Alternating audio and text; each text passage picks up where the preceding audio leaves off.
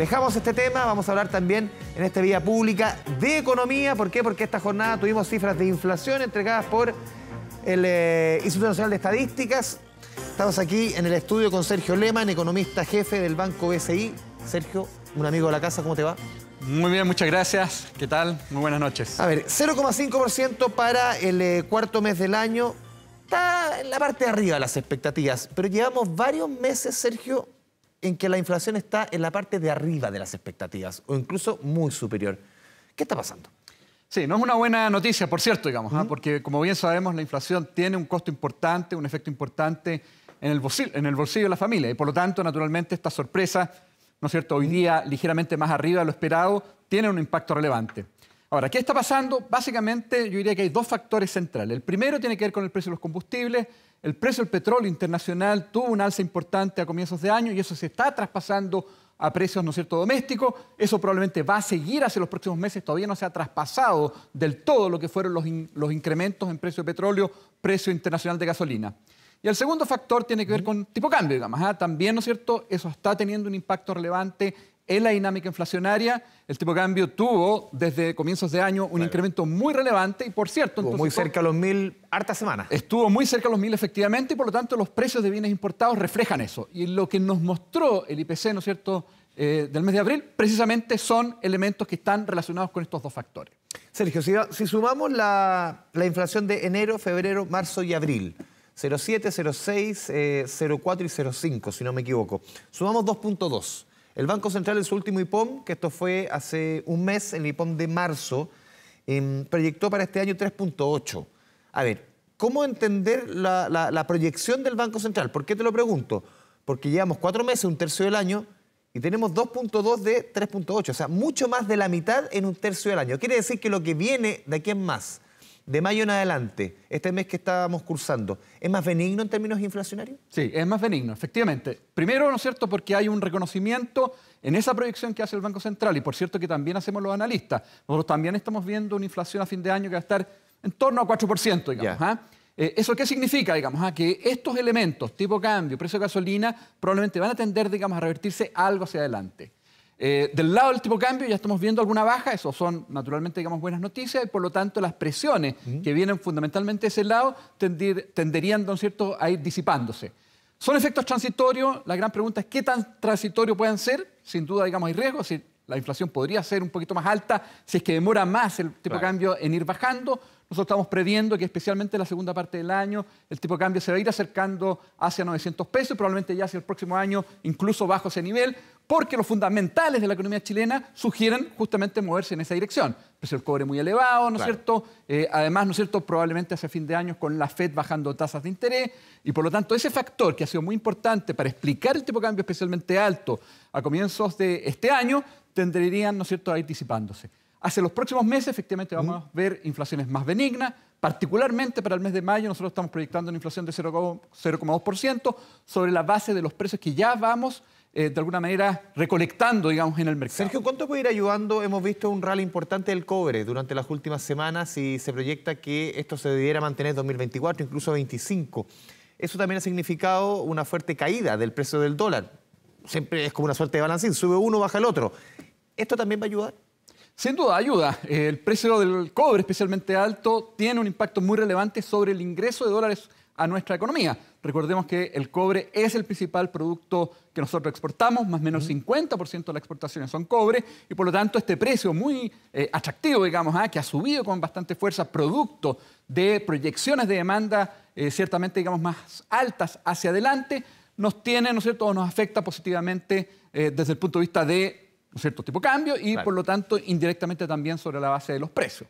De todas maneras, el tipo de cambio ha bajado algo por precio de cobre, pero también porque hay una visión respecto, ¿no es cierto?, a que la FED podría eventualmente, ¿no es cierto?, tener hoy día mejores argumentos para comenzar a bajar tasas hacia fin de año, sí, no tan anticipadamente. ¿Resistente a bajar tasas?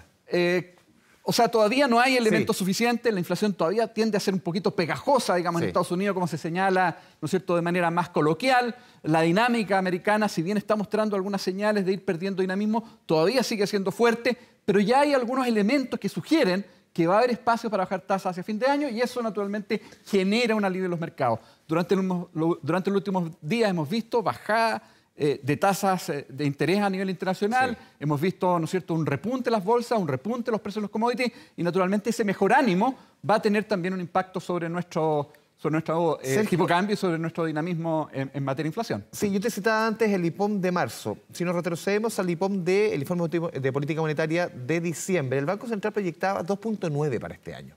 Ya lo recalibró en marzo para 3.8. ¿Qué pasó o qué ha pasado estos 4 meses? Que claro, estamos muy lejos del escenario del 2022, que teníamos inflación casi en un 13% anual. En algún momento llegamos a 14.1. Pero, ¿qué ha pasado estos primeros 4 meses que la inflación ha sido más dura, ha sido más persistente de lo que se esperaba? Es cierto, digamos, efectivamente ha sido más persistente, ya lo vimos, ¿no es cierto?, en las cifras de inflación durante los primeros meses del año. Eso tiene que ver, ya comentábamos, ¿no es cierto?, con tipo de cambio, precio de combustible, pero también a nivel internacional uno está viendo una inflación que tiende también a ser más persistente. Estados Unidos también está pasando. Lo comentamos en el caso de Estados Unidos. En el caso de Europa probablemente algo más tenue, pero ya, ¿no es cierto?, con una señal, al menos en Europa, de que sí está retrocediendo. De hecho, ¿no es cierto?, hay lecturas de que el Banco Central Europeo ya podría bajar tasa, digamos, a partir de junio. Hoy día lo hizo el Banco Central de Suecia, ya lo hizo el Banco Central de Suiza hace, ¿no es cierto?, algunas semanas atrás. Es decir, hay señales que sugieren, ¿no es cierto?, de que la inflación está cediendo, probablemente mucho más lento de lo que uno hubiese anticipado, pero claramente va en esa dirección y probablemente en nuestro caso también va a ir en la misma línea. Sí, Sergio, en diciembre, creo que alguna vez lo conversamos hace no mucho, en diciembre del año pasado teníamos una inflación baja, incluso tuvimos una inflación negativa, con una economía que apenas crecía. El año pasado fue 0.2 y todos decían, no, que el Banco Central tiene que apretar el acelerador y bajar las tasas, pero a fondo. Vinieron 3 meses en que la inflación fue más alta, en que el crecimiento, incluso en el mes de febrero, superó con largueza el 4%, y muchos como que, no tiene que ser tan acelerada. A ver, ¿qué crees tú que debiese venir aquí en más para el Banco Central en cuanto a tasa? Hoy día estamos en 6,5, llegamos a estar en 11,25, hace no mucho, en julio del año pasado. ¿Debiese sacar el pie del acelerador? Incluso hoy día leí a algunos analistas que decían, no, próxima ronda de política monetaria, medio punto, incluso 0,25. Hace un tiempo se pedía un punto entero. ¿Qué sugieres tú? ¿Qué debiese pasar? ¿Qué va a pasar? Déjame agregarte algo más, digamos. En enero, el propio Banco Central decía de que se alcanzaría la tasa neutral de 4% durante el segundo semestre de este año. Eso claramente no se va a lograr. No se va a producir, digamos, y de hecho el Banco Central cambió, digamos, su discurso. Tasa neutral en torno al 4%, más o menos.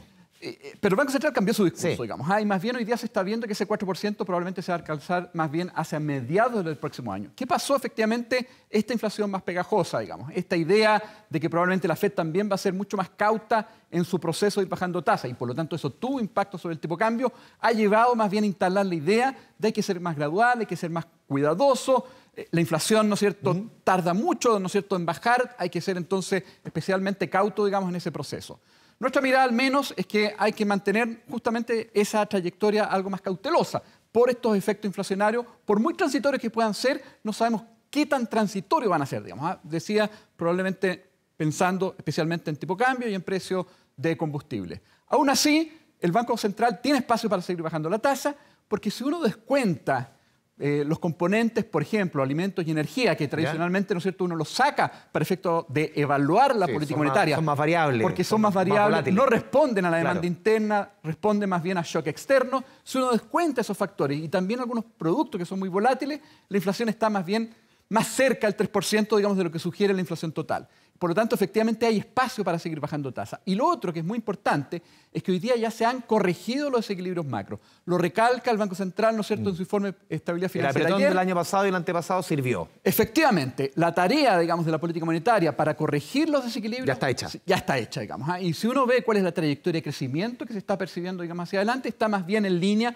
con nuestro potencial de crecimiento. Es pobre, 2%, pero es hoy día nuestro potencial y, por lo tanto, desde ese punto de vista, hay también argumentos para llevar, ¿no es cierto?, gradualmente la tasa hacia su nivel neutral. Nosotros estamos proyectando que efectivamente en la próxima reunión, que es el 23 de mayo, si no mal recuerdo, el Banco Central va a bajar la tasa en 50 puntos base. Es decir, va a ir efectivamente regulando el ritmo. Y probablemente las siguientes reuniones, entre 25 y 50, en la medida que uno se va acercando al nivel neutral, efectivamente uno ya está, ¿no es cierto?, haciendo movimientos mucho más finos, digamos, lo que se denomina en términos más técnicos un fine-tuning, digamos, un ajuste más fino, porque ya está más cerca, digamos, y no estamos del todo seguros siempre si es que la tasa neutral es 4, o es Claro. 4,25, o es 3,75. Y por lo tanto, cuando uno ya está cerca de ese nivel, hay que ir más bien probando para que efectivamente Claro. dar cuenta que la inflación está llegando, digamos, a la Antes meta de del pasar a 3%. una tasa expansiva, en el fondo, hoy día restrictiva. Efectivamente, la idea, ¿no es cierto?, es no pasarse, ¿no es cierto?, Claro. de rosca. Esa es la pega del llegar Banco a la- Central. Y esa es la El pega del Banco timing, Central. de alguna forma. Y esa tarea, digamos, tiene mucho de arte, digamos, porque cuando uno está cerca hay que ser más cuidadoso.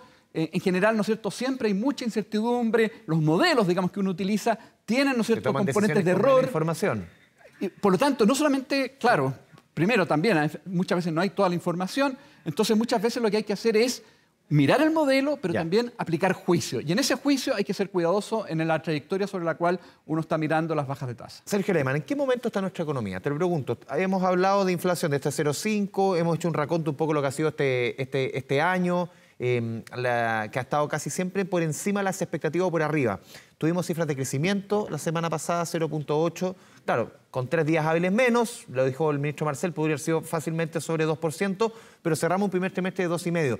También supimos la semana pasada cifras de empleo. Claro, si bien se generaron, importante, 300.000 empleos el último año, poco menos de la mitad, casi la mitad, son informales. Tomando todos estos elementos, ingredientes para la sopa, ¿en qué momento está nuestra economía? A ver, yo creo que hay efectivamente indicios de que la economía está recuperándose. Si bien, ¿no es cierto?, el IMASEC del mes de ¿Recuperando marzo... o expandiendo? Porque hay... Yo diría recuperándose. Ya. Está partiendo, está, ¿no es cierto?, iniciando en un piso que es muy bajo, digamos, Ya. 0% de crecimiento 2023. Por lo tanto, está en un proceso de ir recuperándose.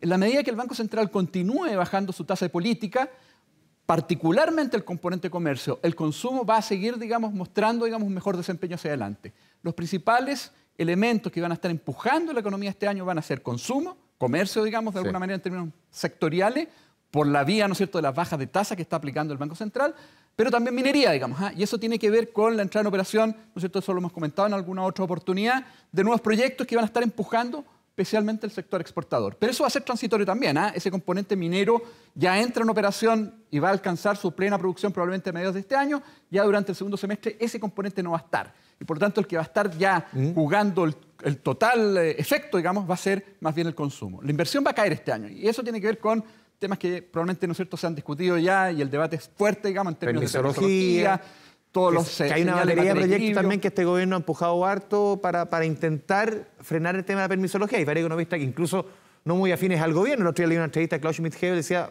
o sea, si hay gobiernos que han hecho por lo menos por intentar paliar la permisología, ha sido este. Aún así, todavía es una tarea Sí. pendiente. Aún así, hoy día, ¿no es cierto?, es muy dificultoso iniciar un proyecto de inversión.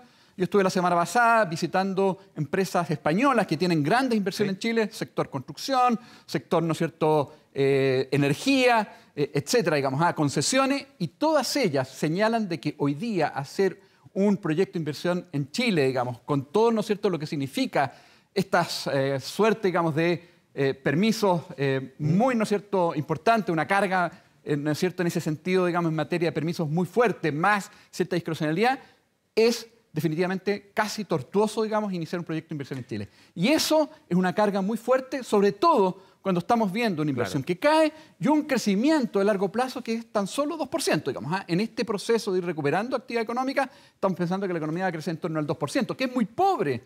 El mundo desarrollado crece 2% también. Estados Unidos crece 2%, digamos, en términos de tendencia a largo plazo. Europa en torno a eso. Por lo tanto, la brecha entre Chile y el mundo desarrollado no se está cerrando y no se va a cerrar mientras no elevemos nuestra tasa de crecimiento, y eso exige mayor inversión, mayor productividad, digamos. Sí, Sergio, ayer también el Banco Central entregó este informe de estabilidad financiera. El primer y principal riesgo, de acuerdo al informe del Banco Central, es el escenario externo. Tú mencionabas varias veces el tema de la Reserva Federal. ¿Por qué está haciendo, y el Banco Central pone el foco de lo que está pasando, sobre todo en el exterior, como amenaza para nuestra economía? A ver, cuando tú ves, por ejemplo, en el mundo desarrollado, particularmente en Estados Unidos, una inflación que tiende a ser persistente, Claro. eso va a indicar o conlleva necesariamente a que la tasa de interés también en Estados Unidos No se tenga mantenga más alta. alta. Las condiciones crediticias entonces son más complejas, más restrictivas, estrechas. Y por lo tanto, no solamente eso va a significar de que Estados Unidos puede crecer menos, sino que el mundo crece menos. Nosotros somos una economía abierta y por lo tanto lo que ocurre, ¿no es cierto?, entre nuestros principales socios comerciales tiene un impacto directo sobre nuestra economía. O sea, lo que se decía en Estados Unidos tiene directa repercusión en nuestro país. Directamente porque, ¿no es cierto?, una inflación más alta significa tasas de interés más altas. Hay una correlación importante entre las tasas de interés de largo plazo en Chile y Estados Unidos. Y las tasas de interés en Estados Unidos son más altas por, ¿no es cierto?, condiciones de arbitraje, es decir, movimiento de capitales. Las tasas de interés en Chile también van a ser más altas. Por lo tanto, vamos a crecer menos. Efectivamente, es un foco muy importante que hay que mirar con especial atención, y eso naturalmente es parte, ¿no es cierto?, de las preocupaciones que el Banco Central levanta. Más, ¿no es cierto?, la deuda pública en Estados Unidos. La deuda pública en Estados Unidos viene subiendo con mucha fuerza.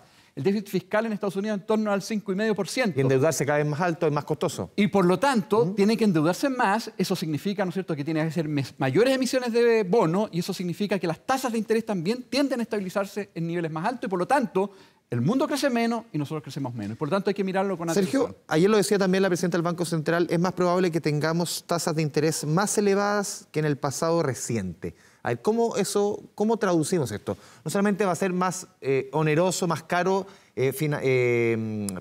pedir dinero, pedir préstamo, endeudarse para el país, para las empresas, pero también ponen el foco tasas largas en nuestro país para el chileno común y corriente, el que pide un hipotecario. ¿Endeudarse va a seguir siendo caro a nivel macro, mediano y también para el ciudadano de a pie? Sí, lamentablemente esa es la realidad hoy día. Tuvimos casi 10 años de tasas de interés especialmente bajas. Eso tenía que ver con una inflación a nivel mundial que era muy baja, digamos, y también muy bien controlada en Chile. Pero a propósito de la pandemia y también, ¿no es cierto?, en el caso nuestro, populismo, los retiros, conllevaron efectos estructurales, un debilitamiento, una pérdida de profundidad en el mercado de capitales, que lo hace ver el Banco Central también en su informe de estabilidad financiera, que significa necesariamente, por esa menor liquidez, que las tasas de interés se estabilizan a niveles más altos y, por lo tanto, efectivamente se hace más oneroso hoy día, ¿no es cierto?, endeudarse, y probablemente hacia adelante también con un premio que se mantiene mientras no resolvamos estos problemas estructurales que tienen que ver con la profundidad del mercado de capitales. Si queremos, ¿no es cierto?, bajar esas tasas de equilibrio que hoy día, ¿no es cierto?, uno está percibiendo que se van a alcanzar, es necesario profundizar el mercado de capitales. Pero además, perdón, hay un factor externo. Las tasas a nivel externo probablemente también se van a estabilizar en niveles más altos. Sí, Sergio, tú dices, para entrar en este punto que me parece bien interesante, el mercado de capitales, el tema de los retiros, aún no se recupera este mercado de capitales. Muchos que nos están viendo van a decir, los retiros fueron hace 4 años. O 3 años. ¿Cómo vamos a seguir alegando que los retiros, echar la culpa a todos los retiros que fueron hace 3 años? Claro, el mercado de capitales tenía buena parte de su profundidad en los fondos de las AFP. Se retira 1/4 de los fondos. Eso aún no se recupera. ¿Dónde iban esos dineros? Esos dineros era justamente ese dinero que se prestaba para comprar un departamento, para comprar una casa. Expliquemos cómo funciona al final este mercado de capitales para entender por qué ha sido tan doloroso y ha costado tanto recuperar esos dineros que también servían mucho para que la economía funcionara. Bueno, los fondos que están, ¿no es cierto?, en la AFP son el principal, y han sido, ¿no es cierto?, la principal fuente de ahorro para los chilenos. Y como bien sabemos, ¿no es cierto?, cuando uno desarrolla un proyecto de inversión, cuando uno compra una casa, cuando uno, ¿no es cierto?, inicia, digamos, un nuevo proyecto, requiere financiamiento. ¿Y de dónde viene ese financiamiento? De los ahorros, ¿no es cierto?, ya sea a nivel nacional, claro, ¿no es cierto?, que están una parte importante, ahorro forzoso, digamos, en la AFP, ahorro, ¿no es cierto?, que puede ser de carácter voluntario, depósitos, ¿no es cierto?, que yo puedo hacer, digamos, en una banca, o bien, ¿no es cierto?, endeudamiento externo, que es de alguna manera también una fuente de ahorro exterior. Ahora, en la medida que esa cantidad de ahorro se redujo producto de los retiros de fondos de pensiones, recordemos que se retiraron 50.000 millones de dólares aproximadamente. De 200.000 más o menos. De 200.000 aproximadamente. El PIB de Chile son 300.000 millones de dólares. Es decir, fue una cantidad muy importante, digamos. Y parte de los desequilibrios macro que se generaron, ¿no es cierto?, durante la pandemia, que obligaron al Banco Central a subir la tasa de manera muy agresiva. Y las transferencias directas del Estado. Y las transferencias directas. Fue claramente, ¿no es cierto?, asociado, digamos, a ese factor. Por lo tanto, una buena parte de los ahorros que teníamos ya no existen y, por lo tanto, hoy día hay menos disponibilidad de ahorros para financiamiento de nuevas inversiones. ¿Y cómo se estabiliza este mercado? Con tasas de interés más altas. Por lo tanto, si bien se ha ido recuperando algo de los fondos, porque naturalmente todos los meses nosotros, ¿no es cierto?, cotizamos en la AFP, pero ese ritmo es realmente leve o gradual, digamos, y por lo tanto todavía estamos muy lejos. Si uno corrige por inflación, porque también, ¿no es cierto?, no hay que mirarlo en términos nominales, no hay que mirarlo en millones de pesos de hoy día o miles de millones de pesos de hoy día, sino que hay que ir corrigiendo por la inflación, digamos, porque recordemos que acumulado en los últimos 2-3 años probablemente tenemos 30% de inflación, claro, que ha sido muy importante. Y por lo tanto, hoy día todavía estamos muy por debajo, digamos, de los niveles de ahorro y, por lo tanto, disponibilidad de financiamiento para nuevas inversiones que había antes, ¿no es cierto?, de esta aventura, digamos, Claro. populista. Sergio, un último punto. Antes de la pandemia, antes incluso del estallido, teníamos promedios de los hipotecarios cercanos a un 2%. ¿Volveremos en algún momento, UF más 2%? Llegamos a tener casi un 5% hace poco tiempo, tasas históricamente altas en hipotecario, y hemos visto las consecuencias en el acceso a viviendas de miles de familias a lo largo del país. ¿Volveremos en algún momento a ese 2%? ¿Cuándo volverá esa normalidad recuperando este mercado de capitales? ¿Hay que pensar en 10 años por lo menos, 5 años o un horizonte aún más largo? Yo creo que son varios años, digamos, por lo menos entre 5 y 10, si es que no hacemos algo ¿Ya? que cambie la profundidad del mercado de capitales. Y en esa línea podría contribuir efectivamente una reforma de pensiones que eleve la cotización de 10 a 16%. Ese 6% va a ir al mercado de capitales y eso podría introducir mayor liquidez en el mercado y por lo tanto permitir que las tasas de Iría a la interés- medida que se legisla así en el Congreso. en la medida que así se legisle, digamos, ahí estoy especulando, digamos, Claro. sobre la base probablemente de los debates que se han observado, digamos, en el último tiempo. Yo creo que eso es un camino que efectivamente le va a dar mayor profundidad al mercado de capitales. El hecho, ¿no es cierto?, de abrirlo, digamos, mucho más claramente a los inversionistas internacionales. Eso también permitiría dar o entregar mayor liquidez y, por lo tanto, permitir que las tasas de interés se vayan equilibrando a niveles más bajos. Pero hoy día, la verdad, que se ve muy poco probable ese escenario, porque más aún, a nivel internacional, probablemente las tasas de interés se podrían estabilizar en niveles más altos, porque, entre otras cosas, ¿no es cierto?, mencionaba el tema de la deuda pública en Estados Unidos. Si Estados Unidos no reduce su déficit fiscal, va a significar que va a tener que seguir, ¿no es cierto?, emitiendo muchos bonos, requiriendo más deuda y, por lo tanto, estabilizando las tasas a nivel internacional en niveles más altos. Y eso tiene un correlato en nuestra economía. Por lo tanto, hay factores locales que podemos hacer, pero hay factores externos que probablemente podrían influenciar también esta idea de que las tasas de interés se queden en niveles más altos hacia adelante. Sergio Lehmann, muchas gracias por este espacio de conversación con Vía Pública, Canal 24 Horas. Buenas noches. Encantado, pues. Buenas noches.